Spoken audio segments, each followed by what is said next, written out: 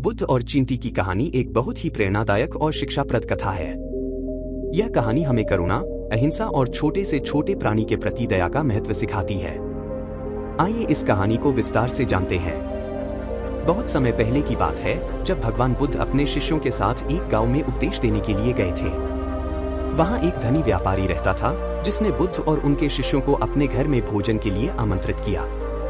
व्यापारी ने बड़े ही आदर और सम्मान के साथ बुद्ध और उनके शिष्यों का स्वागत किया और उनके लिए उत्तम भोजन की व्यवस्था की। भोजन के बाद जब बुद्ध और उनके शिष्य विश्राम कर रहे थे, तो बुद्ध ने देखा कि एक चींटी का झुंड भोजन के टुकड़ों को इकट्ठा करने में लगा हुआ है। बुद्ध ने मुस्कुराते हुए अपने शिष्यों को बुलाया और कहा, देखो, यह छोटी सी चींटी भी कितनी मेहनत करती है और अपने परिवार के लिए भोजन इकट्ठा करती है। हमें भी इससे कुछ सीखना चाहिए। शिष्य बुद्ध की इस बात से बहुत प्रभावित हुए और उन्होंने चींटी के प्रति करुणा और सम्मान की भावना विकसित की।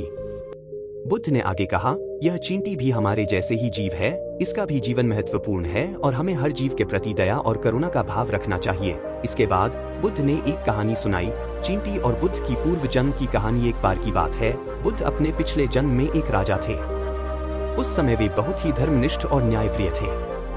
एक दिन वे अपने बगीचे में टहल रहे थे, जब उन्होंने देखा कि एक चींटी का झुंड अपने बिल के पास भोजन इकट्ठा कर रहा है। राजा ने देखा कि चींटियों को भोजन इकट्ठा करने में बहुत कठिनाई हो रही है, क्योंकि उनके बिल के पास एक बड़ा पत्थर था जो उनके मार्ग में बाधा बन रहा था। राजा ने तुरंत अपने सेवकों को बुलाया और आदेश दिया कि वे उस पत्थर को हटा दें ताकि चींटियों को भोजन इकट्ठा करने में आसानी हो। सेवकों ने पत्थर हटा दिया और चींटियों को अब आसानी से भोजन इकट्ठा करने का मार्ग मिल गया। राजा ने संतुष्टि महसूस की और अपने मार्ग पर आगे बढ़ गए। यह सुनकर बुद्ध के शिष्य बहुत प्रभावित हुए और उन्होंने समझा कि प्रत्येक जीव का जीवन महत्वपूर्ण है और हमें सभी के प्रति दया और करुणा का भाव रखना चाहिए। बुद्ध ने कहा, हमें केवल मानव जीवन ही नहीं, बल्कि हर छोटे से छोटे जीव का भी सम्मान करना चाहिए और उनके प्रति दयालुता का व्यवहार करना चाहिए। यही सच्ची धर्म का पालन है। बुद्ध और चींटी की यह कहानी हमें यह सिखाती है कि हर जीव का जीवन महत्वपूर्ण है और हमें उनके प्रति दया, करुणा और सम्मान का भाव रखना चाहिए।